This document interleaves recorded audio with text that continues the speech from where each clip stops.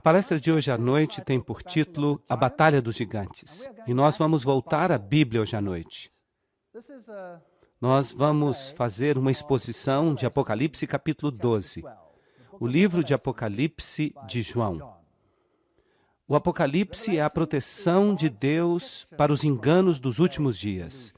Como nós já vimos, o Apocalipse nos diz exatamente quem serão os principais personagens do tempo do fim. Quem vai estar envolvido em produzir estes grandes enganos e como evitá-los. Ele descreve uma enorme luta entre as forças do bem e as forças do mal. Mas é apenas um breve resumo.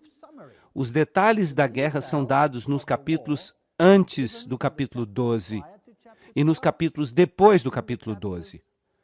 Portanto, hoje à noite, nós vamos dar uma olhada na luta e nós vamos nos ater a um ou dois importantes componentes.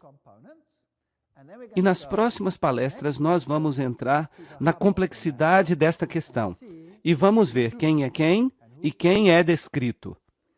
Bem, a batalha começou não apenas no Éden, mas antes mesmo disso. Só que em Gênesis 1:27 está escrito: assim Deus criou o homem à sua própria imagem, a imagem de Deus o criou. Macho e fêmea o criou.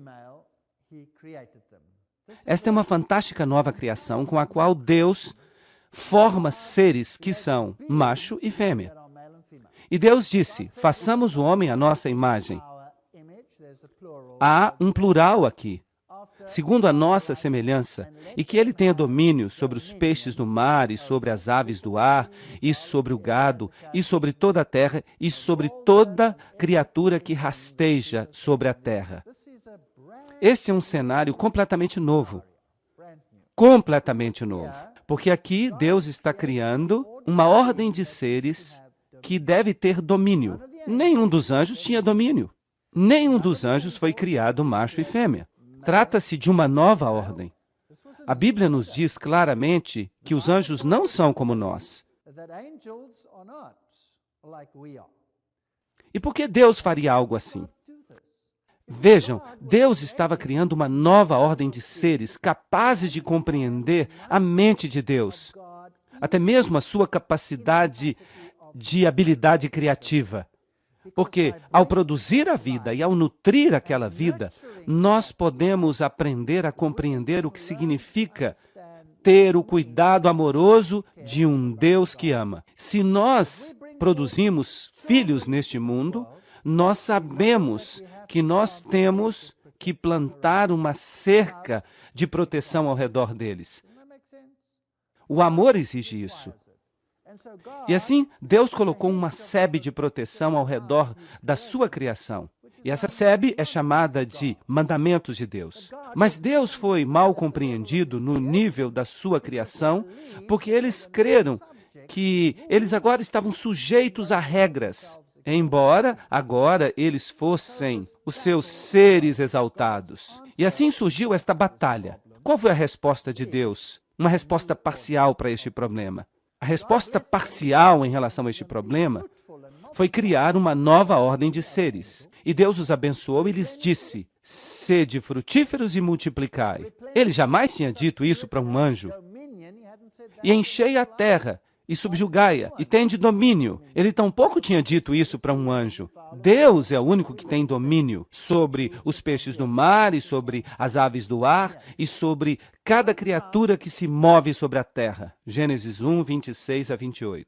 E da terra o Senhor Deus fez crescer todo tipo de árvore que é agradável aos olhos e boa para servir de alimento. E a árvore da vida também foi colocada no meio do jardim, e a árvore do conhecimento do bem e do mal. Deus disse: vocês podem escolher conhecer o bem e praticar o bem, ou vocês podem escolher o conhecimento do mal e ter tristeza, dor e morte.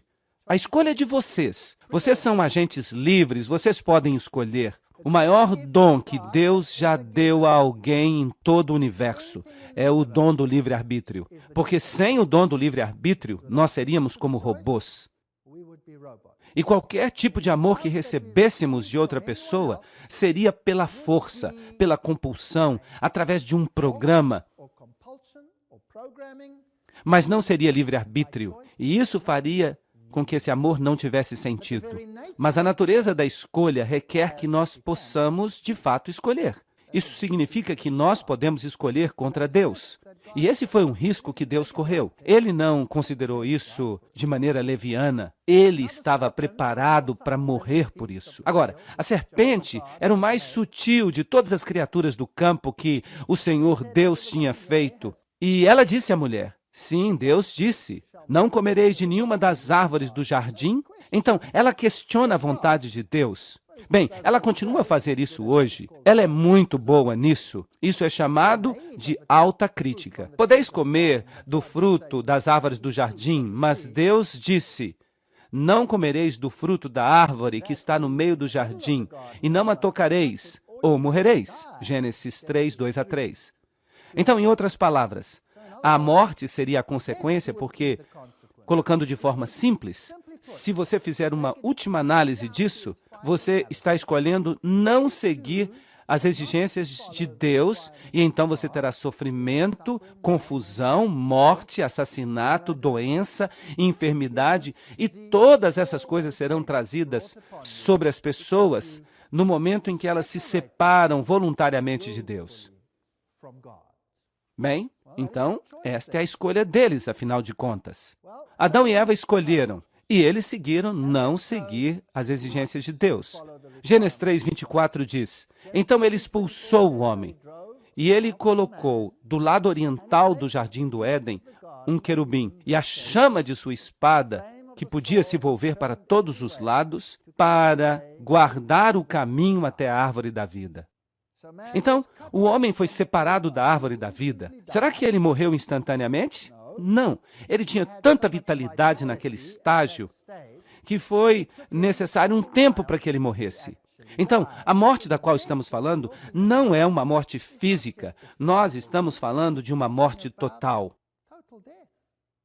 O salário do pecado é a morte, Romanos 6, 23. Não se trata da transição de uma fase para outra, estamos falando de morte, é isso que a Bíblia fala. E todos os dias que Adão viveu foram 930 anos, e ele morreu. Gênesis 5:5. Ele morreu. Bem, será que Deus abandonou o homem à morte? Não. Ele lhe prometeu uma solução. Eu colocarei inimizade entre ti e a mulher, e entre a tua semente e a sua semente. Ela te ferirá a cabeça e tu lhe ferirás o calcanhar. Bem, será que Eva ficou encrencada a partir daquele dia? Eva morreu algum tempo depois disso. E agora, quem é que está encrencado? Certamente essa referência não é a Eva. Então quem é a mulher? Bem, daqui a pouco eu vou explicar isso com mais detalhes. Uma mulher na Bíblia, usada no sentido profético, é um símbolo do povo de Deus. E nós vamos discutir isso daqui a pouquinho. Então, quando a Bíblia fala de uma mulher, de uma noiva, trata-se de um símbolo daqueles que são casados com Deus, o seu povo. Assim, em outras palavras, eu colocarei a inimizade entre o povo de Deus e entre a tua semente, isto é, Lúcifer, o povo de Lúcifer, o povo de Satanás, e a sua semente, singular, e dela viria a semente que salvaria a humanidade. E aquela semente, diz Paulo, é singular, uma referência a Jesus. E qualquer pessoa que esteja em Jesus pode ter vida eterna através dele. Ele, masculino, a semente, o Salvador, ferirá a tua cabeça e tu lhe ferirás o calcanhar. Então haveria uma guerra entre eles. Agora, a Igreja Católica Romana não gostou da maneira como estava escrito. E em vez de usar o símbolo da mulher como a igreja, mudou para que signifique Maria, que nem estava viva naquela época. e que não estaria viva ainda por muito tempo. Então, eles estão dizendo que a serpente teria um reinado livre por bastante tempo, milhares de anos, o que não faz nenhum sentido para mim. Bem, a Bíblia online do iRhymes diz: eu colocarei inimizades entre ti e a mulher, e a tua semente e a sua semente. Ela te ferirá a cabeça, e tu te deitarás à espera do seu calcanhar. Isso é virar o evangelho inteiro de cabeça para baixo. E isso faz com que outra pessoa seja o Salvador. Então, parece que desde o início houve esse conflito. Assim, em Apocalipse 12, nós pegamos a linha da história e apareceu um grande sinal no céu, uma mulher vestida com o sol. Estão vendo? Um grande sinal, uma mulher vestida com o sol, e a lua estava sob os seus pés. Você tem dois símbolos aqui, a lua e o sol. E sobre a cabeça uma coroa com 12 estrelas. O número 12 é significativo. E ela estava grávida, em trabalho de parto, e estava pronta para dar à luz. Agora, o catolicismo faz disso uma frase literal e diz que Maria estava grávida. Mas se você toma esta passagem profeticamente, isso significa que do povo de Deus viria o Messias. É isso que significa. E apareceu outro sinal no céu. E eis que um grande dragão vermelho, com 7 cabeças e 10 chifres, e 7 coroas sobre suas cabeças. Nós já falamos sobre todas estas questões antes. O dragão, nós vamos descobrir, é Satanás, Lúcifer, o anjo caído. As 7 cabeças fazem referência ao que nós vimos no livro de Daniel. A forma como todos os reinos do mundo têm 7 cabeças, se você as liga. Assim, no curso da história, como seria esta batalha? Ora, 10 chifres e 7 coroas sobre suas cabeças. Portanto, Lúcifer é o verdadeiro governante por trás dos bastidores. Os 10 chifres fazem referência aos reinos. Bem, aqui está este site da Igreja Católica Romana. E nós já o lemos antes, mas só para que a gente tenha a perspectiva aqui. Não é surpresa que a mulher triunfe sobre o dragão vermelho, pois as Escrituras dizem isso mesmo no início. Leiam Gênesis 3,15, que declara: e eu estabelecerei uma inimizade entre ti e a mulher, entre a tua descendência e a dela. Ela vai esmagar a tua cabeça, enquanto tu te deitas em emboscada para lhe pegar o calcanhar. Então, qual é a versão que eles estão citando? Eles estão citando a versão católica romana, certo? Eles estão citando a versão que os jesuítas fizeram da Bíblia. Nem mesmo a Good News Bible, que também é deles, faz uma citação assim. É estranho que eles escolhessem esta versão, mas não é estranho. É compreensível que eles decidam usá-la para substanciar a sua teologia. Eles continuam a dizer, a Maria, a mulher das Escrituras e mãe dos homens. Agora, notem isto, que guardam os mandamentos de Deus e são fiéis às verdades de Jesus. Bem, isso também é uma distorção do texto, porque não está escrito mesmo isso, mas é uma citação distorcida de Apocalipse 12, 17. Isso é interessante. Então, eles aplicam Apocalipse 12, 17 às pessoas que honram Maria e que guardam os mandamentos dela. Será que é basicamente isso que está sendo dito? Bom, a igreja aplica as lindas palavras de Sabedoria 7:26. Ela, o brilho que radia da luz eterna. Ela, o espelho imaculado da majestade de Deus. Ela, a imagem fiel da sua bondade. Agora, quem de fato é a imagem expressa de seu brilho? Jesus. Aqui nós temos um conflito. Nós temos um conflito entre duas ideologias. Porque Maria é cheia de graça, Lucas 1:28. A igreja, conforme a referência que está na tela, confirmou a tradição. Notem a palavra tradição. Eles sabem que não é bíblico. A tradição que considerava Maria como sendo concebida de forma imaculada. Então, a Igreja Católica Romana aplica Apocalipse 12 a Maria.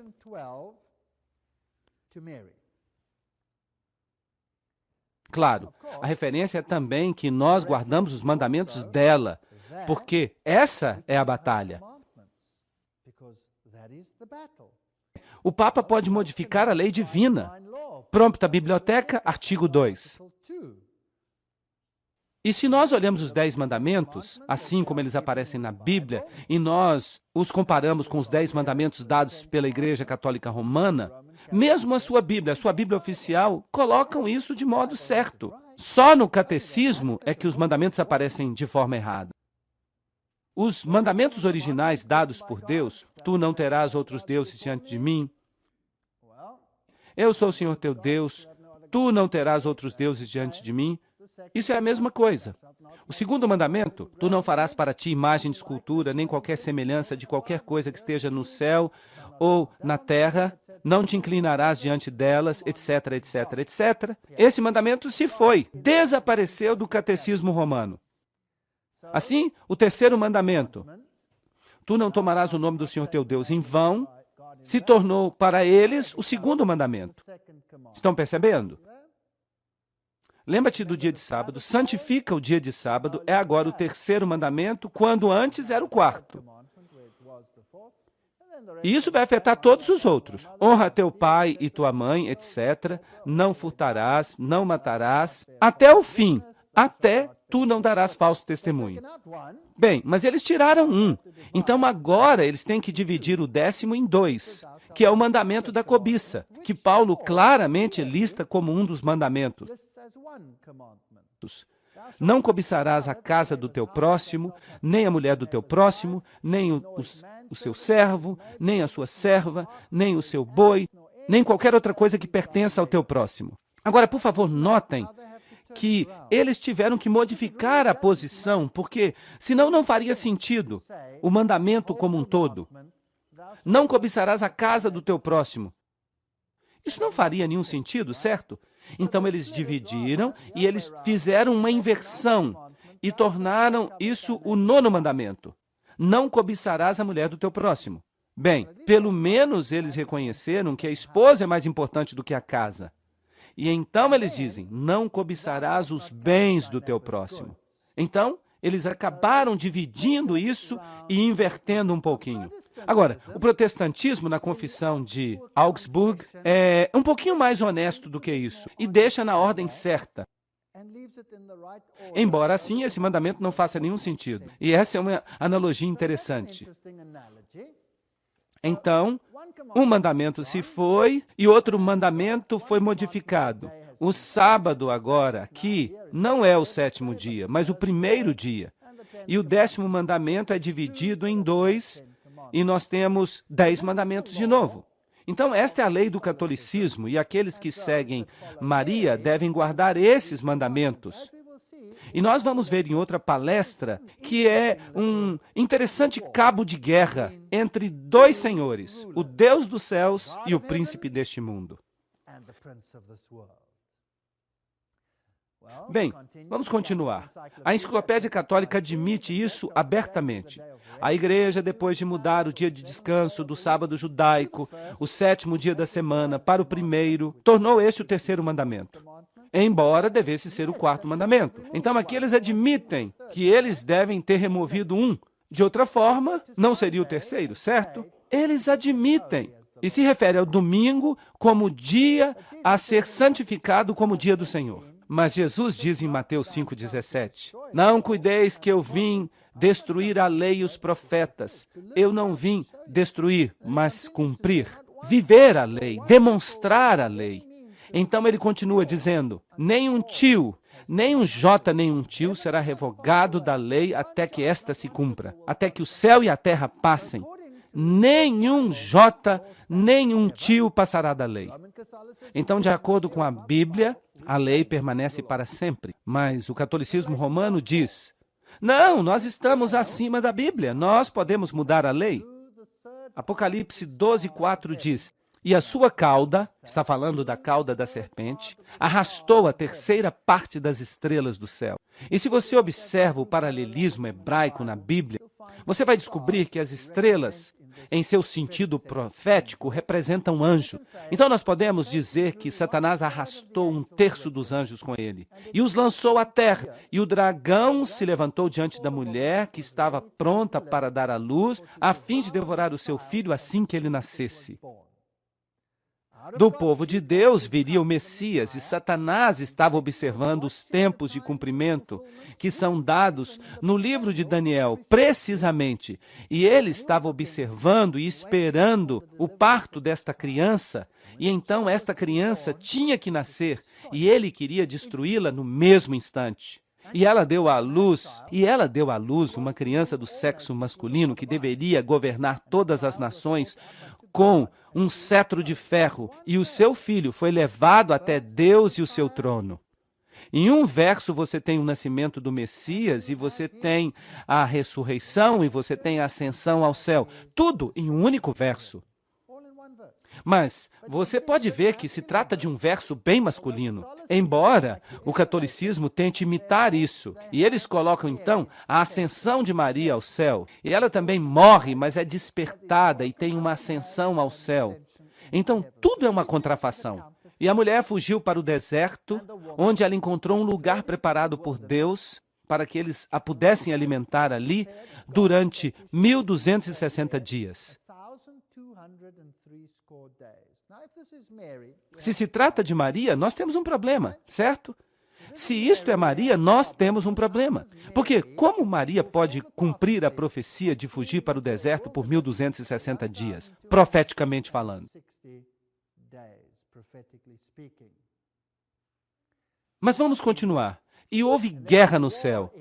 Há aqui uma quebra na ordem. Deus está explicando o que aconteceu. Por que há esta batalha nesta terra? E ele diz, e houve guerra no céu. Miguel e seus anjos lutaram contra o dragão, e o dragão lutou, e também os seus anjos. Então, houve uma guerra no céu. Já.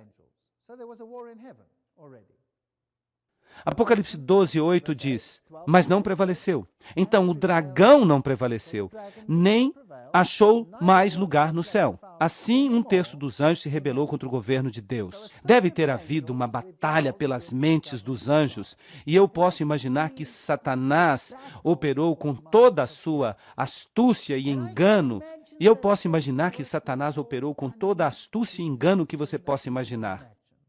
Ele insinuou ódio, insinuou injustiça, e insinuou que ele estava profundamente ofendido como anjo principal no céu, de não receber mais honra e glória. É uma história muito, muito triste. E ele faz a mesma coisa hoje. Todas as pessoas têm uma fome de glória que só pode ser satisfeita se as outras pessoas se tornam obsequiosas e se prostram a você. E é aí que você fica satisfeito com a sua glória na terra. E é isso que provavelmente ele tentou fazer no céu. E Jesus, como era humilde como ele é, nunca usou essa metodologia. Ele nunca usou a força para chegar a alguém. Ele sempre deixou o próprio caráter falar por si mesmo. Então houve essa rebelião, mas ele não prevaleceu, nem achou mais lugar no céu. Agora, Miguel e seus anjos. Quem é Miguel? As testemunhas de Jeová dizem que ele é um arcanjo. Um arcanjo. Mas o que a palavra Miguel significa? Miguel. Procurem essa palavra num dicionário de nomes de criança. O que Miguel significa? Significa aquele que é o que Deus é. Aquele que é o que Deus é. Quando Deus desceu a esta terra como homem, ele deveria ser chamado de Emanuel. Deus conosco. Ele também foi chamado de Jesus. O Senhor é a salvação. Vejam que o nome tem significado. Nós também temos um nome hoje. Quando nós temos um nome hoje, é só isso. Mas nos tempos bíblicos, o nome tinha significado. Um significado muito especial. É por isso que os nomes mudam quando as circunstâncias mudam na Bíblia. Você consegue pensar em algum caso interessante no qual o nome foi mudado quando a circunstância mudou? Jacó, por exemplo, não se tornou Israel. Israel. Agora, Jacó significa suplantador, aquele que toma o lugar do outro. Ele tinha sido o segundo a sair, mas ele tomou o lugar do primeiro. Mas ele se arrependeu mais tarde disso. Ele certamente se arrependeu. Sim, quando ele encontrou a Cristo, quando ele lutou com Deus e pediu seu perdão, ele se arrependeu do seu pecado, então ele foi chamado de Israel.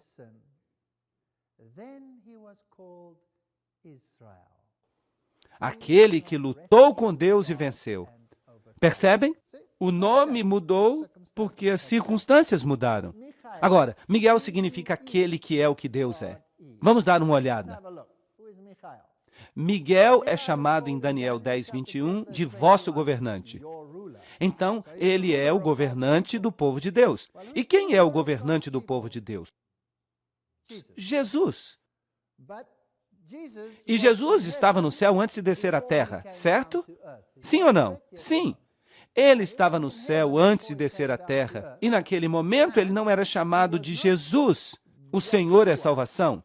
Ele ainda teria que descer e morrer por nós? Não. Ele era chamado de Miguel, aquele que é o que Deus é. Então vamos continuar. E naquele tempo, Miguel se levantará, o grande príncipe que se levanta pelos filhos do teu povo. Daniel 12:1. Quem é o grande príncipe que se levanta por nós? Só há um, e a Bíblia deixa isso bem claro. Jesus é aquele que se levanta por nós. Mas Miguel, o arcanjo, quando lutou contra o diabo, contendeu pelo corpo de Moisés, Judas 9. Quem tem o direito de contender pelo corpo de alguém que deve ser ressuscitado? Quem? Somente Deus. Somente Jesus tem o direito de fazer isso. Será que ele ressuscitou a Moisés dos mortos? Sim ou não? Claro que sim. Como nós sabemos disso? Porque Moisés apareceu a ele no Monte da Transfiguração. E como sabemos disso? Bem, aqui estava ele ressuscitado. E quem mais apareceu com ele? Elias. E Elias nunca morreu. Então, um representa aqueles que serão trasladados sem ver a morte, Elias, e o outro representa aqueles que serão ressuscitados pelo poder do mesmo Cristo e que terão vida eterna. Bem, agora vamos ver como a Bíblia aplica esta palavra arcanjo. Pois o Senhor mesmo, agora nós sabemos que é Jesus Cristo, descerá do céu com um clamor, com voz de arcanjo e com o soar da trombeta de Deus, e os mortos em Cristo se levantarão primeiro. 1 Tessalonicenses 4:16. João 5:28 diz que é a voz do Filho do Homem. Tudo bem. Então, esta voz de arcanjo é a voz do Filho do Homem. Quem é ele, então? Então, ele é Deus. Vejam que a palavra arcanjo pode significar anjo, o mais elevado anjo, mas ela também significa o mensageiro mais elevado. Agora, qual a maior mensagem da divindade? A manifestação da divindade que pode nos tocar e nos alcançar e falar conosco e se comunicar conosco e prover acesso para nós até Deus. Então, a maior mensagem que Deus tem é Ele mesmo, sob a forma daquele que é o que Deus é, Miguel. Tudo bem, nós já vimos que a Bíblia usa esta palavra arcanjo no sentido de a voz do Filho do Homem. Agora, vamos ver o uso da palavra arcanjo no Velho Testamento. Gênesis 48:16 diz, o anjo que me redimiu de toda maldade. Agora, nós temos um problema aqui se nós entendemos que aqui está falando de um anjo, um ser criado, certo? Quem é o único que pode nos redimir? Jesus. Então, este anjo redentor aqui é Jesus. Vamos adiante. E o anjo do Senhor apareceu a ele na chama de fogo. Êxodo 3:2. Agora, quem foi esse? Deve ser o mesmo. Por falar nisto, se este fosse um ser criado, por que ele pediu adoração? Ele não disse, estás em terra santa, tira as tuas sandálias, e Moisés não o adorou? Sim ou não? Sim. Aqui, então, temos um anjo que recebe adoração. Então, aqui, este anjo que recebe adoração só pode ser o próprio Deus. Não se trata de um anjo criado, mas daquele que existe desde a eternidade. Em toda a sua angústia, ele foi afligido e o anjo da sua presença. E agora nós temos um bom resumo.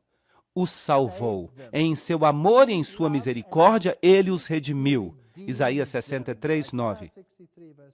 Então, quando falamos de Miguel e dos seus anjos, estamos falando de Jesus Cristo e a hoste celestial. E você então tem o dragão e os seus anjos. Quem é o dragão? O grande dragão foi expulso, a velha serpente chamada Diabo, Satanás, que engana o mundo inteiro. Apocalipse 12, 9. Em linguagem muito clara e simples. Aí está. De onde veio o diabo? Ezequiel 28, 13. Estavas no jardim de Deus, o Éden. As pedras preciosas eram a tua cobertura. No dia que tu foste criado. Trata-se de um ser criado. Quer ele goste ou não, é um ser criado. Tu eras o querubim ungido para cobrir. Então percebam que Satanás, quando ainda era Lúcifer, era um dos querubins cobridores que ficavam em pé diante da arca do concerto. Perfeito eras nos teus caminhos desde o dia em que foste criado, até que se achou iniquidade em ti, um mistério. Por que a iniquidade alcançou a Lúcifer quando ele era perfeito desde o dia em que ele foi criado? Por que ele teve iniquidade? Obviamente, ele foi criado com o quê? Com livre-arbítrio. Então, ele pertence a uma ordem de seres à imagem de Deus porque ele tem livre-arbítrio. E ele, em algum momento, escolheu deixar que a inveja e o orgulho governassem o seu coração. E pecaste. O que é o pecado? A transgressão da lei de Deus. É isso que 1 João diz. De fato, é a única definição dada na Bíblia para pecado. Por isso te lancei profanado do monte de Deus e te fiz perecer, ó querubim cobridor, do meio das pedras afogueadas. Elevou-se o teu coração por causa da tua formosura. Aqui temos o orgulho. Corrompeste a tua sabedoria por causa do teu resplendor. Pela multidão das tuas iniquidades, profanaste os teus santuários. E foi assim que ele começou a sua própria igreja, se vocês me permitem dizer isso. Eu, pois, fiz sair do meio de ti um fogo que te consumiu e te tornei em cinza sobre a terra, aos olhos de todos os que te veem. E nunca mais subsistirá. O que vai acontecer com Satanás no final? Ele não subsistirá. Não é isso que o mundo cristão ensina, mas é isso que a Bíblia fala. Nós temos que dar uma olhada com mais detalhes nisso. Agora, o que é a maçonaria, a alta maçonaria e a doutrina secreta da maçonaria faz com este conceito? Eles têm que virá-lo de cabeça para baixo. Você se lembra dessas citações? Eu vou lê-las de novo para vocês. O nome Satan, que em hebraico significa Satanás, adversário, do verbo shatana, ser adverso, perseguir, pertence por direito ao primeiro e mais cruel adversário de todos os outros deuses, Jeová. Uau! Não a serpente, que falou somente palavras de simpatia e sabedoria, e que é, no pior dos casos, de acordo com o dogma, o adversário dos homens. Ok. Doutrina Secreta, página 388. E percebam que eu possuo esses livros. Eu estou falando de coisas genuínas, eu não estou falando de boatos. Bem, então o que o ensinamento do círculo interior dos jesuítas fez à doutrina de Deus como alguém que cuida e ama e nos salva? O que ele fez com esta doutrina? Ele a virou de cabeça para baixo. Vejam. Eles dizem que Deus queria impedir que nós conhecêssemos alguma coisa. Sim, Deus queria impedir que nós conhecêssemos algo. Ele queria impedir que nós conhecêssemos o mal, porque ele não queria que jamais uma mãe chorasse na sepultura do seu filho ou da sua filha mortos. E ele nunca pretendeu que houvesse neste planeta a angústia que agora existe. Seria tão bom se nós nunca tivéssemos conhecido o mal. Mas, infelizmente, nós convivemos hoje com o mal. Então, eles viram tudo de cabeça para baixo. Agora, o mocinho é a serpente e o vilão é Deus. A doutrina secreta, página 390. Portanto, Jeová foi chamado pelos gnósticos de criador da serpente, Satanás ou do mal. E o mesmo que Ofiomorfos. Tudo bem. Então, tudo é virado de cabeça para baixo pela maçonaria. e no círculo interior da Igreja Católica Romana, lembram-se? Que foi formado e criado pela Ordem dos Jesuítas. E nós temos toda uma palestra sobre isso, o segredo por trás das sociedades secretas. Lembram-se disso?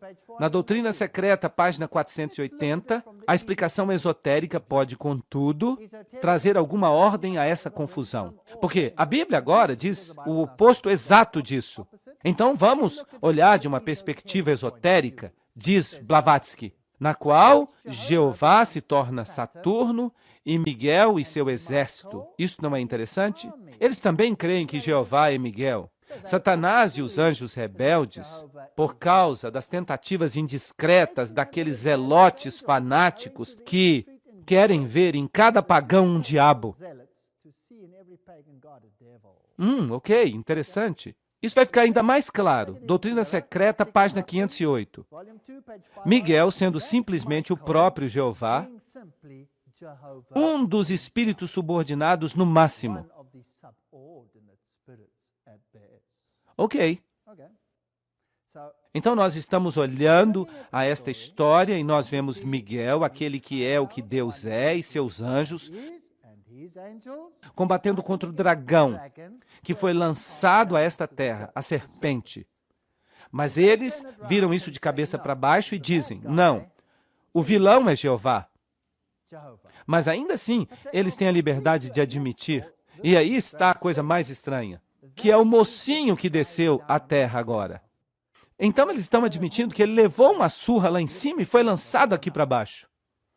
Bem, Doutrina Secreta, página 71. O diabo é agora chamado de trevas pela igreja, mas na Bíblia ele é chamado de o Filho de Deus, a estrela brilhante da manhã, Lúcifer. E há toda uma filosofia de artimanha dogmática na razão porque o primeiro arcanjo que nasceu das profundezas do caos foi chamado Lux, Lúcifer, o filho luminoso da manhã, ou a aurora humano-vantárica. Ele foi transformado pela igreja em Lúcifer, ou Satanás, porque ele é mais elevado e mais antigo do que Jeová, e ele teve que ser sacrificado ao novo dogma.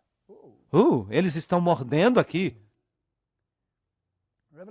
Apocalipse 12, 7 a 9. E o dragão foi lançado por terra, aquela velha serpente chamada Diabo e Satanás, que engana o mundo inteiro. Ele foi lançado à terra e seus anjos foram lançados com ele. É isso que a Bíblia diz. E você precisa escolher se você quer acreditar em um ou no outro. A Bíblia diz, ele foi lançado fora. E mesmo o círculo interior da maçonaria crê que aquele que governa este mundo foi lançado fora. Mas eles dizem que ele vai recuperar o poder. Mas não é isso que a Bíblia diz. Apocalipse 12, 10 a 11. E eu ouvi uma voz alta no céu, dizendo, agora veio a salvação, e a força, e o reino de nosso Deus, e o poder do seu Cristo, pois o acusador dos nossos irmãos foi lançado fora, que os acusava diante de Deus dia e noite. Então, a Bíblia diz que o diabo está aqui embaixo, que ele não é o mocinho. E eles o venceram pelo sangue do Cordeiro e pela palavra do seu testemunho, e eles não amaram suas próprias vidas até a morte. Então aqui Jesus veio a esta terra. Ele morreu por nós, ele demonstrou a nós que Deus é amor. Não há maior evidência do que esta. Deus é amor. Você pode crer na mentira deles, ou você pode crer nesta verdade. Apocalipse 12, 12 diz, portanto, alegrai-vos céus e vós que habitais nos céus. Trata-se da hoste angélica, porque eles também devem ter tido um longo tempo de sofrimento. Esta guerra tem estado acontecendo por algum tempo já. Ai dos habitantes da terra e do mar, isto é, os povos, as nações, pois o diabo desceu a vós, cheio de grande fúria, porque ele sabe que lhe resta pouco tempo. E é por isso que Deus vai limitar este tempo. Ele vai fazer com que esta experiência com o pecado seja diminuída. Então, quando nós olhamos os versos que abrem o capítulo 12 de Apocalipse, apareceu um grande sinal no céu, uma mulher vestida com sol. Esta é a igreja de Deus, com o poder de Jesus Cristo por trás dela, e a lua sob os pés. Esta é a lei, o equipamento de combate. a luz menor, que reflete a luz maior, e sobre ela uma coroa de 12 estrelas. Havia 12 tribos de Israel, havia 12 apóstolos na igreja primitiva, e porque ela estava grávida, em dores de parto, e porque ela estava grávida e com dores de parto e pronta para dar à luz. Agora, vamos e olhemos esta mulher em mais detalhes. Malaquias 4:2 diz: Mas para vós que temeis o meu nome, há de se levantar o sol da justiça, com cura em suas asas. Assim, Jesus é chamado de sol. Agora, Lúcifer pega o símbolo do sol, que é aplicado a Jesus Cristo, e o aplica a si mesmo. Ele pega todos os créditos. Ele vira todo o evangelho de cabeça para baixo. A sua semente durará para sempre, e o seu trono será como o sol diante de mim. Salmo 89:36. Assim, o sol é usado como símbolo de Jesus, e Satanás pega este símbolo e o aplica ao seu próprio culto no final. Salmo 89:37. E será estabelecido para sempre como a lua e como a fiel testemunha no céu. Uma testemunha de quê? O que a lua faz para que nós a vejamos? Ela reflete a luz do sol. Assim, a fiel testemunha, a lua sob o seu pé, está refletindo a glória de Jesus Cristo ao mundo. São o seu povo. Somente o seu povo pode fazer isso, porque Jesus não tem que refletir a sua própria glória. Ele é a sua própria glória. Então, o povo de Deus é que tem que fazer isso. 1 Pedro 2:9. Mas sois uma geração escolhida, um sacerdócio real, nação santa, povo peculiar. É isso que devemos ser. Jeremias 6:2 deixa isso ainda mais claro. Eu comparei a filha de Sião a uma mulher linda e delicada. Aqui está a comparação. O povo de Deus é comparado a uma linda mulher, Sião. Não foram? Vamos nos certificar. Isaías 51:16. Dizei a Sião, tu és o meu povo. Aqui temos um paralelismo. O povo de Deus foi comparado a uma mulher linda e delicada. Isaías 54:5. Pois o teu Criador é o teu marido, o Senhor dos Exércitos é o seu nome, e o teu Redentor, o Santo de Israel. Deus de toda a terra será ele chamado, pois o Senhor te chamou como a mulher abandonada e triste em seu espírito, e a esposa da juventude, quando tu foste recusada, diz o teu Deus. Será que estamos falando de Maria ou do povo de Deus? É claro que estamos falando do povo de Deus. Oséias 2:19. E eu te desposarei para todo sempre. Sim, eu te desposarei em justiça e em juízo, e em amor terno e em misericórdias. Eu te desposarei em fidelidade, e tu conhecerás o Senhor. Então nós nos casamos com Jesus Cristo. O casamento é um símbolo do relacionamento entre Cristo e o seu povo.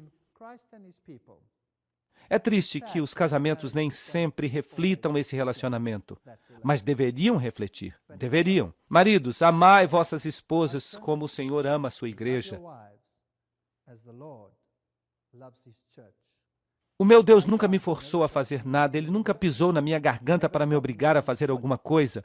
Ele me criou como um agente livre para escolher. Se você quer me escolher, muito bem. Se você quer escolher o outro, também está bem, mas eu vou chorar. É isso que ele diz. Mas eu tenho ciúmes de ti, ciúmes santos, não ciúme humano, porque eu te desposei como marido, para que eu te apresentasse como virgem casta a Cristo. 2 Coríntios 11:2. O simbolismo aí é fascinante. A mulher é a igreja, e porque estivesse grávida, clamou, em trabalho de parto, pronta para dar à luz. Apocalipse 12:2. E ela deu à luz um filho do sexo masculino, que deveria governar todas as nações, com um cetro de ferro. E o seu filho foi levado a Deus e até o seu trono. Então, do povo de Deus viria o Messias. João 4:22. Adorais o que não conheceis. Jesus diz à mulher no poço. Nós conhecemos, ele está falando como judeu, aquele que adoramos, pois a salvação vem dos judeus. O povo de Deus. Então, do povo de Deus viria o Messias. Salmo 2, 7 a 9. Proclamarei o decreto. O Senhor me disse, tu és meu filho, eu hoje te gerei. Pede-me, e eu te darei os gentios por herança, e os fins da terra por tua possessão. Tu os esmigalharás como uma vara de ferro. Tu os despedaçarás como a um vaso de oleiro. Deus será o vencedor desta batalha tremenda. Apocalipse 19, 15 diz, e da sua boca saiu uma espada aguda para ferir com ela as nações, e ele as regerá com vara de ferro. E ele mesmo é o que pisa o lagar do vinho do furor e da ira do Deus Todo-Poderoso. A ira de Deus não é a nossa ira. Ela é derramada sem raiva. Ela é derramada com lágrimas. Apocalipse 12, 3. E viu-se outro sinal no céu, e eis que era um grande dragão vermelho, que tinha 7 cabeças e 10 chifres, e sobre as suas cabeças 7 diademas. E a sua cauda levou após si a terça parte das estrelas do céu. Satanás está aqui. Ele parou diante da mulher que havia de dar à luz, para que, dando ela à luz, lhe tragasse o filho. E quando Jesus nasceu, ele estava pronto, estava esperando para tragar este filho.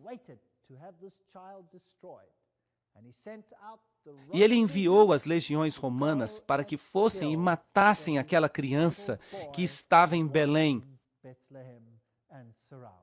e nas cercanias, e pequenos crânios foram vistos por toda parte. E hoje, mesmo nos mosteiros, você pode encontrar esses crânios. E eles dizem que pertencem às crianças que Herodes matou. Eles não tiveram misericórdia. Eles fizeram um massacre sem misericórdia. Mas Deus pegou o seu filho e eles fugiram para o Egito. Mas eventualmente ele conseguiu. Ele o matou e o crucificou. Pois o salário do pecado é a morte, mas o dom de Deus é a vida eterna por meio de Jesus Cristo, nosso Senhor. Romanos 6, 23. E então ele subiu ao céu, onde ele se senta à destra do Pai, e ele há de vir para reclamar o seu reino. E eu oro para que todos nós estejamos do seu lado.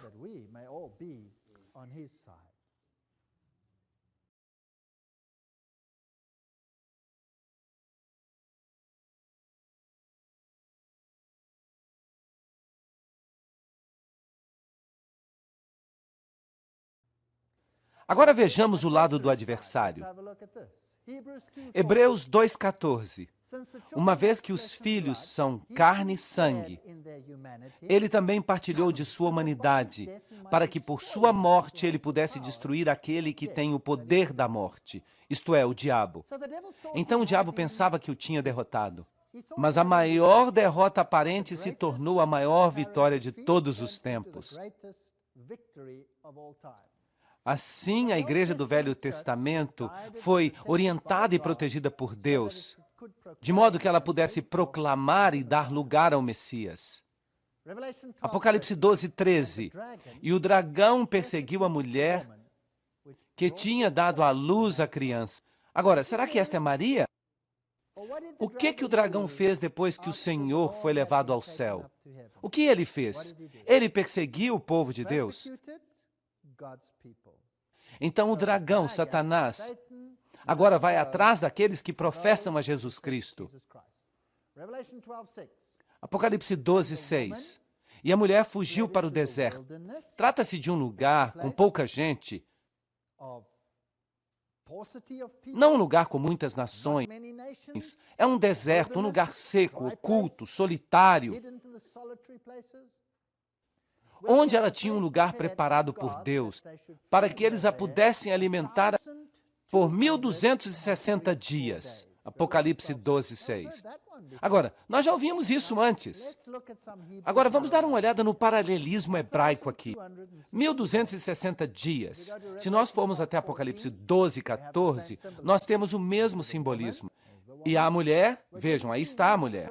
Foram dadas 2 asas de uma grande águia, para que ela pudesse fugir ao deserto, até o seu lugar, onde ela é alimentada por um tempo, e tempos e metade de um tempo.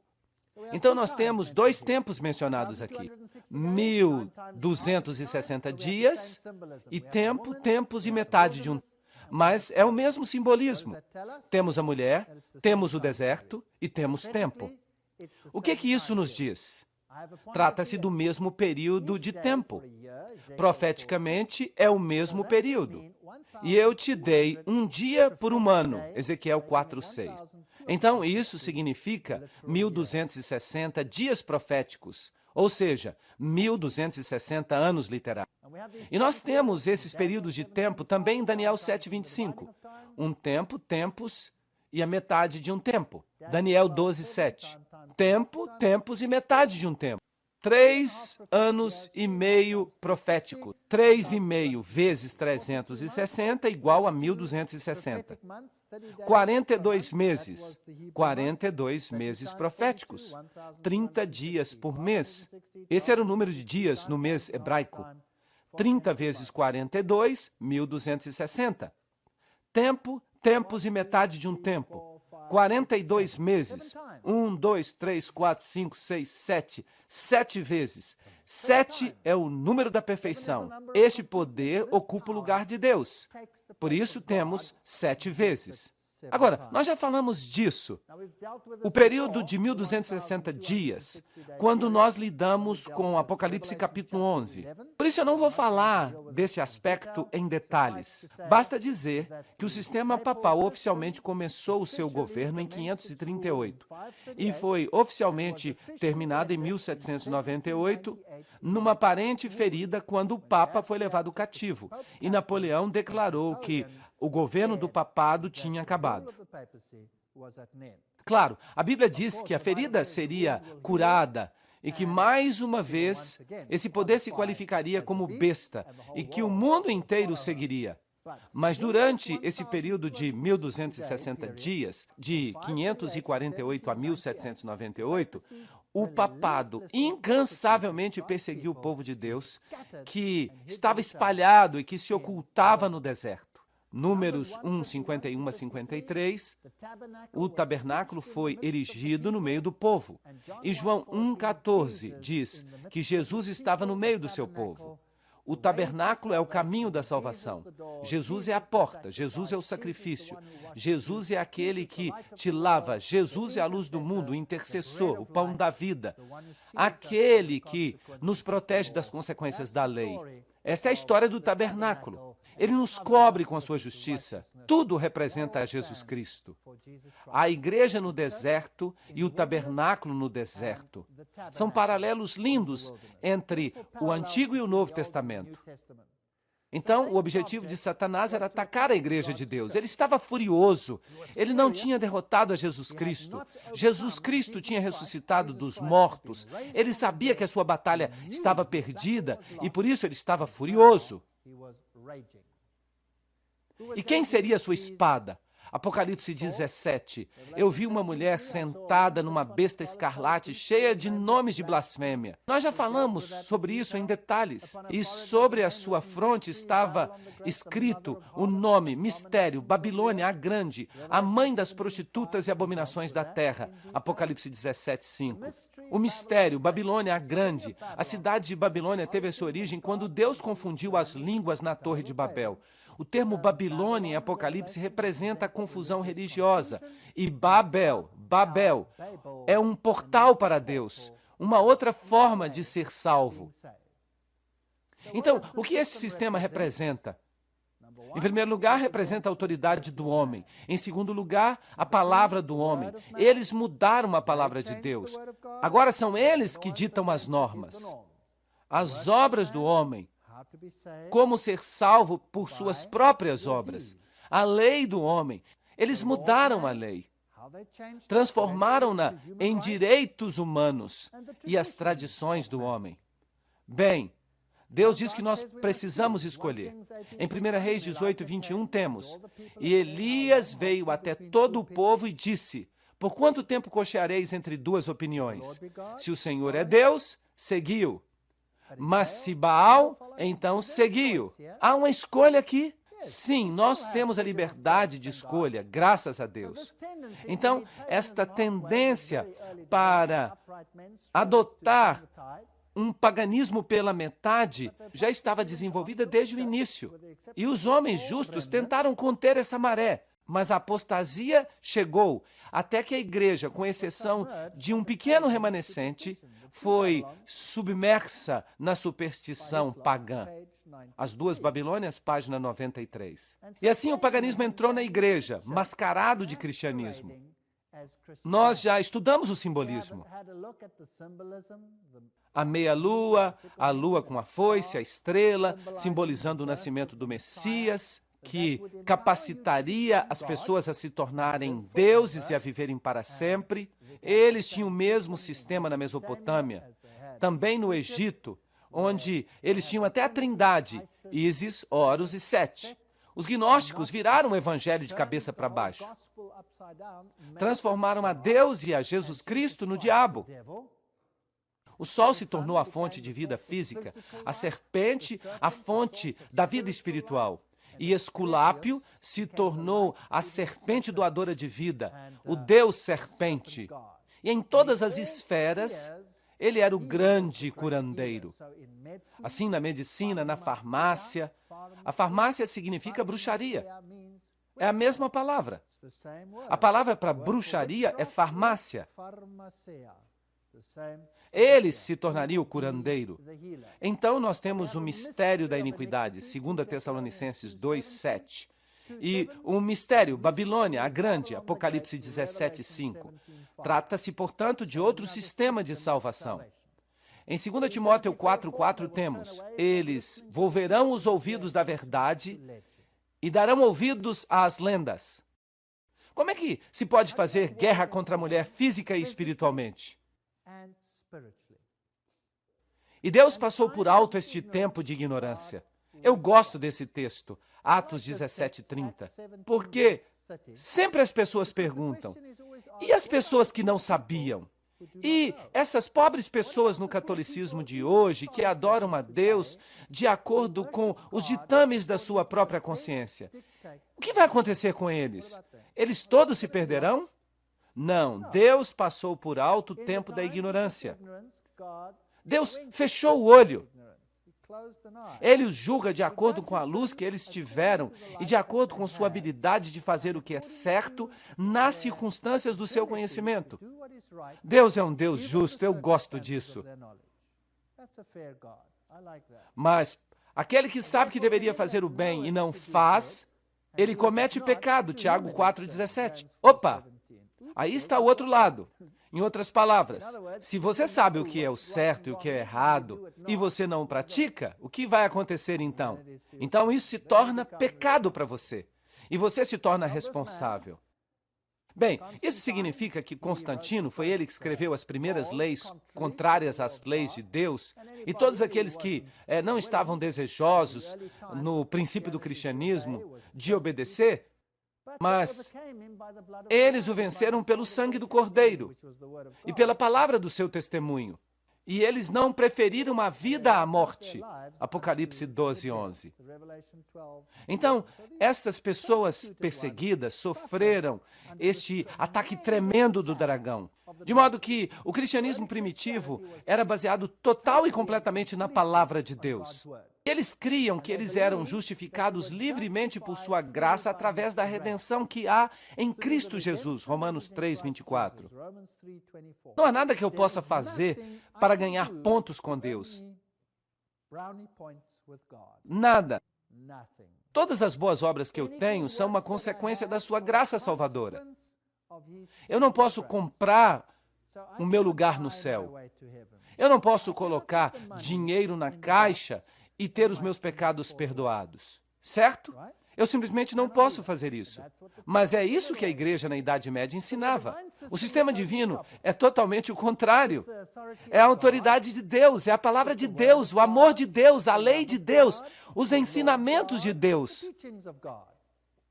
Agora, o que Robert Schuller fala sobre isso? Ele diz: não, Nós entendemos errado. Devemos nos mover para longe desta ideia de que a religião tem a Deus por base. O que ela deveria ser? Ela deveria ter o homem por base. Nós, então, não voltamos para o sistema de Babilônia, sim ou não? Ele está ensinando a religião de Babilônia. Isso tudo é parte de Babilônia.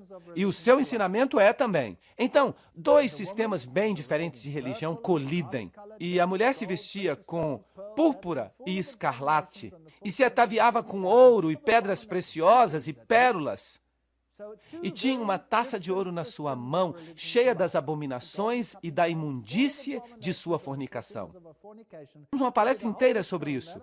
Eu não vou repetir, mas é isso que significa este sistema. Apocalipse 17, 1 a 2. Vinde, e eu vos mostrarei o juízo da grande prostituta que se senta sobre muitas águas, com quem os reis da terra. E infelizmente nós vimos isso quando nós fizemos aquela palestra sobre as Nações Unidas e a nova ordem mundial. Cometeram fornicação, e os habitantes da terra beberam do vinho da sua fornicação. E o mundo inteiro crê nessas doutrinas estranhas que não são sequer bíblicas. O cristianismo se tornou popular, e daí? Bem, ele se tornou a religião da maioria, e agora ele é tão pagão quanto eles eram antes. O erro e a corrupção entrou na igreja como um dilúvio. O Apocalipse previu que milhares seriam enganados com falsos ensinamentos da antiga Babilônia que entrariam na igreja. Por quê? Efésios 6:12 diz: pois não contendemos contra o sangue e a carne, mas contra as potestades, contra os poderes, contra os governos das trevas deste mundo, contra a impiedade espiritual nos lugares altos. Nós adoramos a Deus, e se nós ousamos adorar a Deus, nós temos a ira da serpente. E muitas pessoas capitulam, mas se você ficar com Cristo, então esta é a sua batalha, e você há de pelejar contra estes poderes, e nunca haverá um tempo antes de você descer à sepultura em que você não encare este adversário. Mas as boas novas são, você não tem que encará-lo sozinho. Há alguém que é mais poderoso do que ele, que já o expulsou do céu e que pode expulsá-lo da sua vida também. E há prova disso. Vejam quantas pessoas no mundo que foram purificadas por causa da palavra de Deus. Os adversários não podem lutar contra isso. Então, o rei da palavra Babilônia promulgou uma lei do seu trono sobre a autoridade do Deus Sol. O que quer que ele dissesse era lei. Mas a Bíblia diz, ele é a cabeça do corpo, a igreja. Mas a Bíblia diz, Jesus é a cabeça do corpo, a igreja. Jesus é a cabeça. Ele era desde o princípio, o primogênito dos mortos, para que em todas as coisas ele tenha a primazia. Colossenses 1:18. Aí estão os dois sistemas. Hoje nós temos um papado que diz, todo o poder debaixo do meu pé. E nós temos o cristianismo, o verdadeiro cristianismo, que diz, todo o poder sob os pés de Jesus. E os dois nunca se encontram, a não ser em oposição. Haverá um conflito e a história se repetirá. Não farás para ti imagem de escultura, não te prostrarás diante delas, nem as servirás. Êxodo 24:5. Naquela época havia imagens literais. Hoje nós temos, talvez, imagens espirituais de escultura. Mas elas estão aí. Notem o que Ezequiel disse acerca da sua época, Ezequiel 8:16. E a porta do templo do Senhor, entre o pórtico e o altar, ali havia cerca de 25 homens, com as suas costas voltadas para o templo do Senhor, e os seus rostos voltados para o oriente. E eles adoraram o sol em direção ao oriente. Aqui nós temos a adoração ao sol. Então, eles voltaram as suas costas para o templo. E Deus planejou os templos de tal forma que eles se voltavam para a direção oposta àquela dos sistemas de adoração pagãos. E isso é interessante. Você perceberá isso no momento. E eles voltaram as suas costas para o templo e olharam para o oriente. Interessante. Então voltaram as suas costas. E o sol era o principal deus do paganismo. Esta é uma citação interessante. O sol tem adoradores neste mesmo momento na Pérsia e em outras terras. Há, em verdade, algo da realeza no sol, que faz dele um emblema adequado de Jesus, o sol da justiça.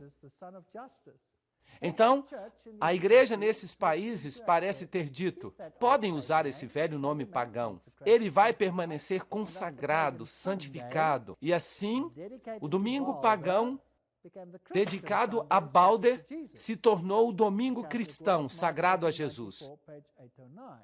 O domingo, sendo o dia no qual os gentios solenemente adoravam esse planeta, o Sol, os cristãos pensaram que deveria ser adequado manter o mesmo nome e o mesmo dia, para que eles não pudessem parecer mesquinhos e assim impedir a conversão dos gentios. Então foi isso que o catolicismo romano fez. Eles simplesmente assimilaram. E o velho culto ao sol está vivo e ativo hoje. No Egito, o sol era representado por um enorme ponto vermelho. Nós vamos falar sobre esse ponto vermelho mais tarde. E você vai ficar surpreso onde é que ele pode ser encontrado no mundo hoje. E é claro, havia também o nascimento do Deus Sol. Aqui nós temos a deusa Nut, dando à luz o sol. O templo de Hathor, ali ela consome o sol e dá a luz ao sol, ele renasce. E aqui temos a mesma coisa no sistema egípcio, o sol nascendo, então ela dá a luz e o sol nasce. O mesmo na religião asteca, no México, o Deus Sol nascendo de uma mulher. E aqui você tem os reis do Ceilão, Sri Lanka. Aqui você tem o sol como parte do sistema de adoração. O trono dos faraós tinha o sol nele, e o trono romano tinha o disco solar nele. Então são todos sistemas de adoração do sol do paganismo. Se você gosta de egiptologia, você vai encontrar o disco vermelho em chifres.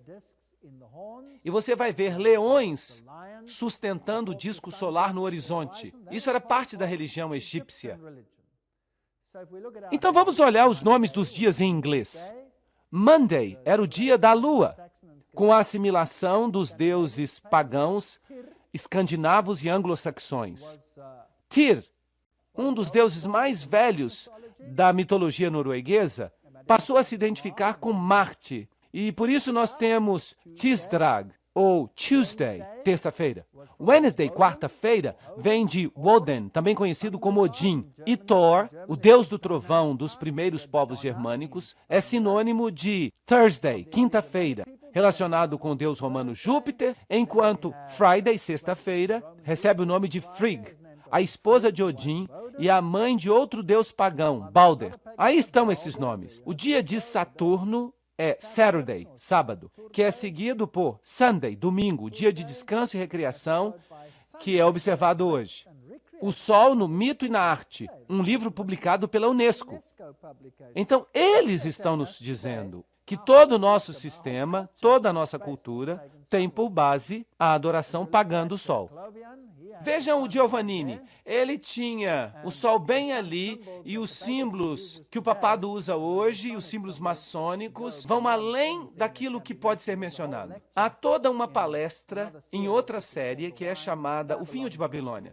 Se você quiser ver todo o simbolismo no catolicismo que lida com a adoração do sol. Isis, Horus, Set, o emblema da ordem jesuíta significa Isis, Horus, Set, a trindade egípcia.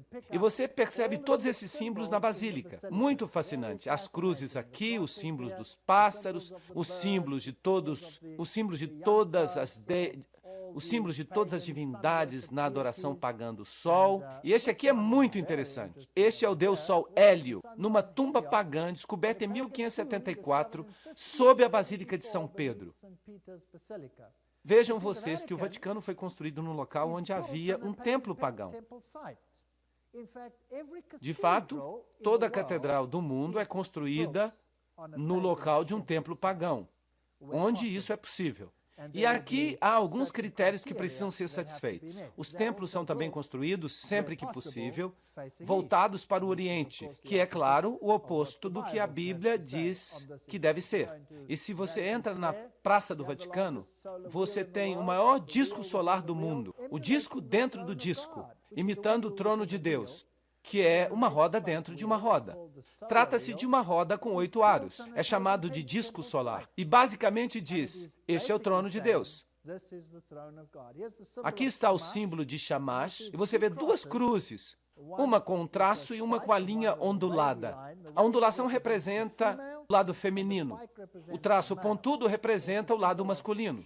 Aqui está o símbolo de Shamash, e, claro, Shamash era a divindade equivalente a Pan. Pan era o deus da floresta, companheiro de Diana. Bem, se você der uma olhada no seu departamento de florestas, dê uma olhada no seu símbolo, no seu próprio departamento. Eu vi hoje no escritório deles. Este é o símbolo de Shamash. Muito interessante. Significa que as florestas são sagradas hoje porque Pan está lá. E aqui está outro símbolo, um selo cilíndrico da Pérsia. Aqui você tem o símbolo de Zoroastro, e ele é usado hoje até em lugares como Bombaim. Naquele lugar, o sacerdócio de Zoroastro ainda está vivo. Esse é o sistema de adoração. A chama é o símbolo do Deus em Bombaim. Aqui está os sacerdotes trabalhando com a chama, símbolos de Shamash. Símbolos da adoração do sol que você encontrará no budismo, você encontrará no islamismo, você encontrará no sistema yin-yang, o conhecimento do bem e do mal, macho e fêmea. Você o encontra em todas as partes. Vishnu, Zoroastro, outros símbolos que você encontra nas catedrais católicas romanas, no chão, por toda parte. Aí nós temos a adoração pagã do sol em seu auge. Você encontra em Chanuk com as suas 1, 2, 4, 5, 6, 7, 8, 9 lâmpadas. Eu fiquei impressionado quando eu estava em Israel e eu vi grandes cartazes com a menorá, com 9 candelabros. E eu pensei, o que aconteceu aqui? O paganismo está chegando até os muros de Israel.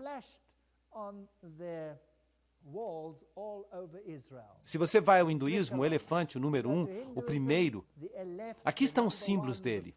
A Alda se senta nos elefantes, decorados com motivos solares. Os elefantes no hinduísmo, ela significa o primeiro, o número 1. E 1 é um símbolo de Lúcifer. Nas religiões antigas, Oro era representado como uma ave de rapina. E se você observa as religiões indígenas do mundo, é dessa maneira que elas também representam essa divindade. Então, se você vai até os pajés indígenas, os xamãs, você vai ver os sistemas de adoração solar. Este é seu sistema de adoração hoje, nada mudou. E se você vai até o Império Azante, eles têm Anubis aqui, eles têm as chaves, o mesmo que o papado. Eles têm todos os sistemas solares, com o sol, a lua, as estrelas, e todas as vestimentas tradicionais que você puder encontrar. Por exemplo, nos países do bloco oriental, estes aqui são os símbolos da adoração do sol. Então aqui está um grupo carismático que vai fazer um culto em Israel. E o que significam esses símbolos ao redor do seu pescoço? O que isso tem que ver com o cristianismo? Esta é a adoração pagã do sol, nada mais. E aqui você tem a adoração literal do sol nos dias de hoje.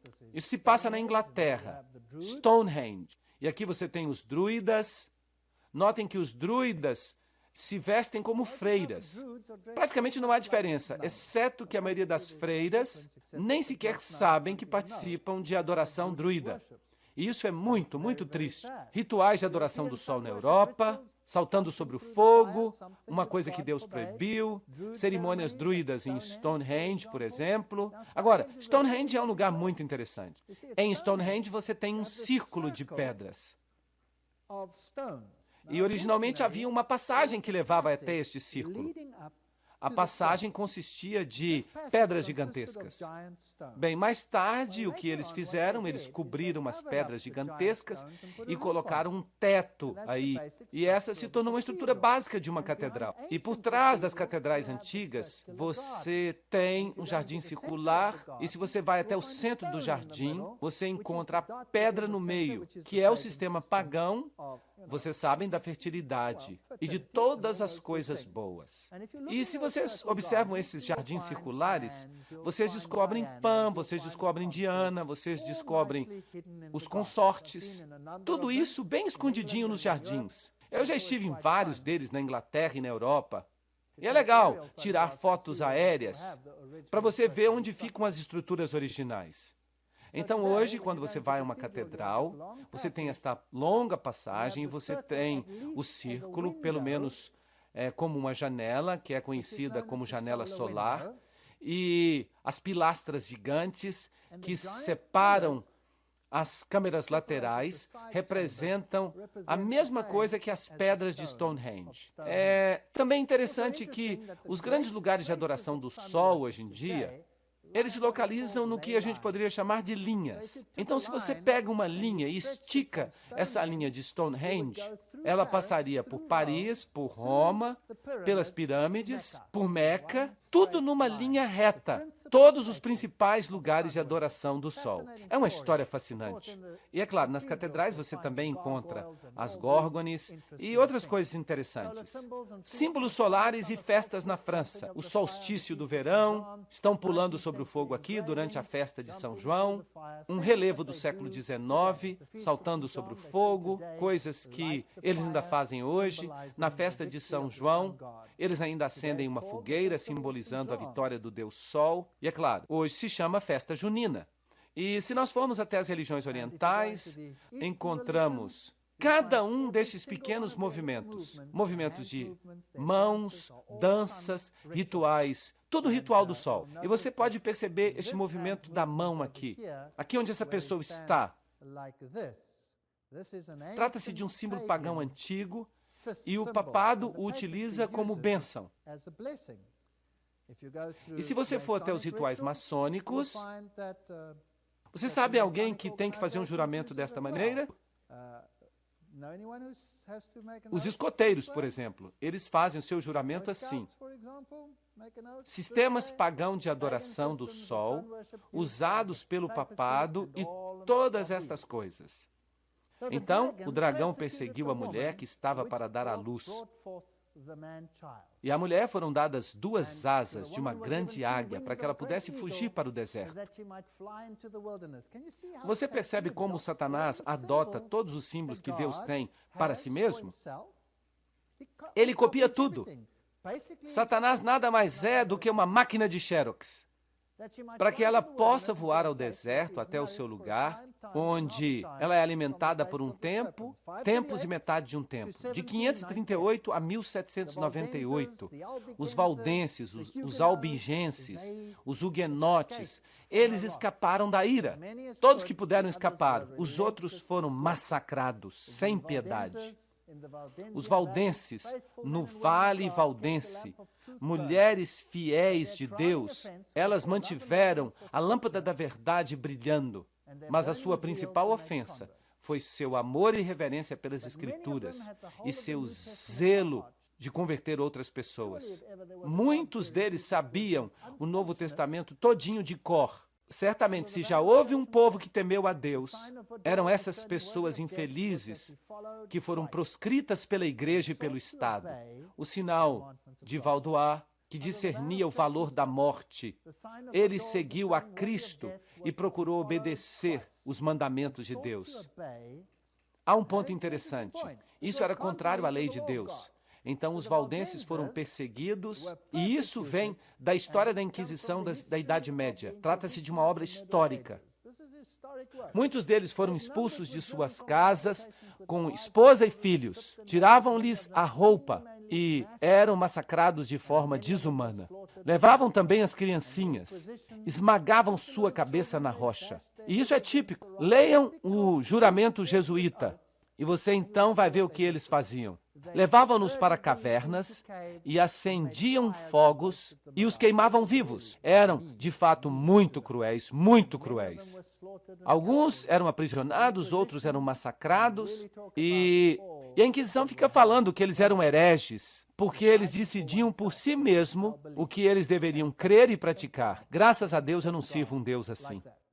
Portanto, por esta escritura apostólica presente, nós lhes damos a ordem estrita de que, por todos os meios possíveis, destruam todas as heresias e matem a todos aqueles que pertencem à diocese que se contaminaram com elas. Deverão exercer toda a autoridade eclesiástica contra elas e contra todos aqueles que se tornaram suspeitos por se associarem com eles. Não poderão apelar contra as suas decisões e, se necessário, vocês poderão fazer com que a princesa e o povo a suprimam com suas espadas. É isso que acontecia, isso é história. O dragão perseguiu a mulher. E o Papa Leão mandou cunhar esta medalha. Ali há a mulher com uma taça na mão, ali há uma mulher com uma taça na mão no verso. E hoje há alguns remanescentes nos vales valdenses de como essas pessoas viveram, do que elas faziam, em lugares bem isolados. E a igreja orgulhosamente exibe a Loyola, o fundador dos jesuítas, matando a oposição. Os dois que estão à base da sua espada são Lutero e Calvino. João Hus, ele foi um dos primeiros arautos. A princípio, eles não deixaram que ele celebrasse a missa, só permitiram que ele falasse. E isso foi uma bênção. E deste mesmo púlpito, tudo que ele podia fazer era pregar a palavra de Deus. Maravilhoso! Então toda a liturgia foi abandonada e a palavra de Deus se tornou perfeita. E ele chamou o papado de Babilônia, o rei de Babilônia. Esta foi a sua primeira igreja, ali contra a parede. Ele tinha uma figura do Papa cavalgando um grande cavalo. E então ele tinha uma outra figura de Jesus cavalgando um burrinho. E ele pergunta, quem é mais poderoso? O servo ou o mestre? Perguntas interessantes. Bem, ele morreu na estaca porque ele foi traído. E aqui eles enforcavam os corpos daqueles que os refutavam. Estes são os monumentos huguenotes. Nós já falamos sobre isso. Então, o monumento de Martinho Lutero, Melanchthon, este era bem destemido, o outro era bastante gentil. Às vezes precisamos de gente como Pedro, às vezes precisamos de gente como João. Martinho Lutero, John Wycliffe, João Knox, Tyndale, Calvino, todos grandes pregadores. E a serpente vomitou da sua boca água como um dilúvio após a mulher. Então, o que ela usou? Ela usou as nações do mundo para perseguir. Ela usou especialmente a França. A França vai ter que prestar contas um dia, começando com Clovis, até a época dos huguenotes, perseguindo os albigenses, a noite de Bartolomeu, o massacre dos huguenotes franceses. Ela vai ter que prestar contas às guerras francesas, contas de todas essas coisas. Mas a terra, os lugares desocupados, abriu a sua boca e tragou a torrente que o dragão lançara da sua boca. Apocalipse 12, 15 a 16. Apocalipse 17, 15 declara, e ele me disse, as águas que tu viste, nas quais se senta a prostituta, são povos e multidões e nações e línguas. Nós não temos que adivinhar. As nações foram enviadas para perseguir o povo de Deus, mas a terra, onde não há água, abriu-se e eles correram. Eles vieram para os Estados Unidos. Eles estão bem aqui neste país, vivendo hoje, os descendentes dessas pessoas destemidas. Eles foram para a África, eles começaram uma nova vida. E o seu símbolo representa a liberdade, mas infelizmente, com uma mordida nele. É um símbolo maçônico. E o dragão se irou contra a mulher e foi fazer guerra contra o restante da sua semente. Esta mulher fugiu para o deserto durante 1260 dias. Isso nos traz até a data de 1798. Ela foge para os lugares solitários do Novo Mundo, que acaba sendo povoado. E o protestantismo toma conta do Novo Mundo. E do protestantismo, um novo remanescente se levanta. E o dragão se irou contra a mulher, a igreja, e fez guerra contra o remanescente da sua semente. Agora, quem são eles? Bem, aqui está um atributo, que guardam os mandamentos de Deus e têm o testemunho de Jesus Cristo. Aí está a chave. E nós temos que descobrir da Bíblia quem eles são. Eu gostaria de saber quem é o remanescente que faz com que o dragão se ire, que guarda os mandamentos de Deus e tem o testemunho de Jesus. O que isso significa? Bem, Daniel diz: e naquele tempo se levantará Miguel, o grande príncipe, se levanta pelos filhos do teu povo, e haverá um tempo de angústia, como nunca houve, desde que houve nação, até esta época. E naquele tempo o teu povo será libertado. Todos aqueles que se acharem inscritos no livro. Uau! Nós estamos vivendo na época do fim. A mulher do deserto acabou. O dragão está agora irado com o remanescente da sua semente. Aqueles que guardam os mandamentos de Deus e têm o testemunho de Jesus. Mas Miguel se levantará antes que eles sejam destruídos. Eu te destruirei, ó querubim cobridor. Portanto, eu trarei um fogo diante de ti, e ele te devorará, e eu espalharei as tuas cinzas sobre a terra. Ezequiel 28, 16 a 18. Esta batalha será entre duas grandes forças. Miguel e seus anjos e sua igreja. A mulher. E Satanás e seus anjos e sua igreja, a prostituta de Babilônia. Aqueles que vão participar desse grande conflito final. Seria interessante que eles identificassem os dois lados. Isso seria formidável, para que pudéssemos literalmente dizer: são eles, vocês verão. Bem-aventurados aqueles que guardam os mandamentos, para que tenham direito à árvore da vida e possam entrar pelas portas na cidade. Apocalipse 22, 14. Então, realmente vale a pena guardar os mandamentos de Deus. Não para ganhar o seu lugar no céu, mas porque você assim escolhe obedecer a Deus e não ao homem. Este é o X do problema. Trata-se de uma questão de obediência por amor, não de obediência para ganhar algo, para ganhar alguma coisa. A Bíblia diz: a tristeza sincera leva ao arrependimento. Mas há uma tristeza que não leva ao arrependimento. Qual a diferença entre essas duas? A tristeza que não leva ao arrependimento é uma tristeza pela perda, não pelo que você fez.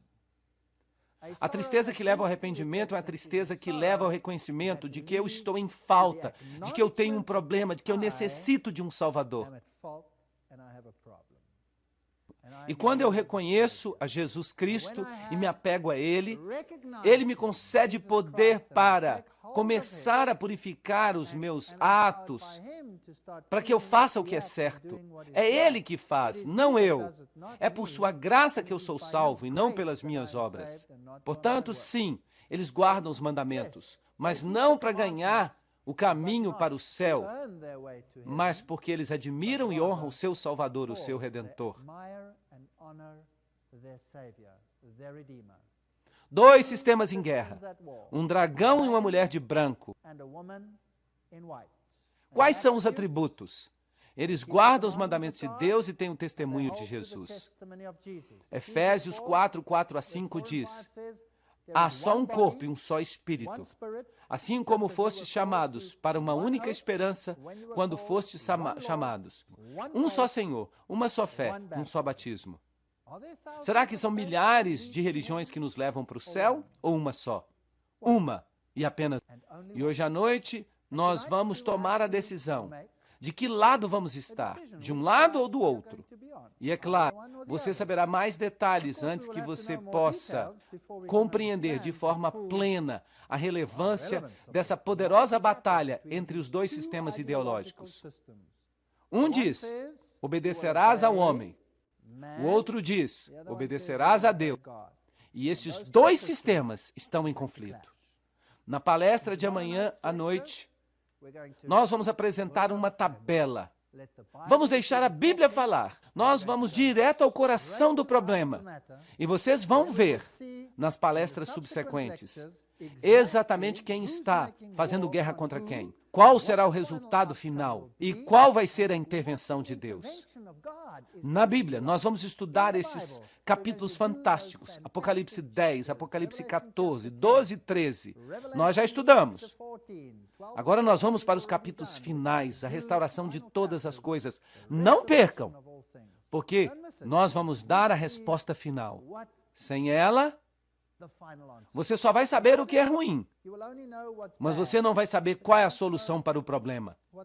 Então, Deus os abençoe e os guarde enquanto vocês meditam nessas coisas.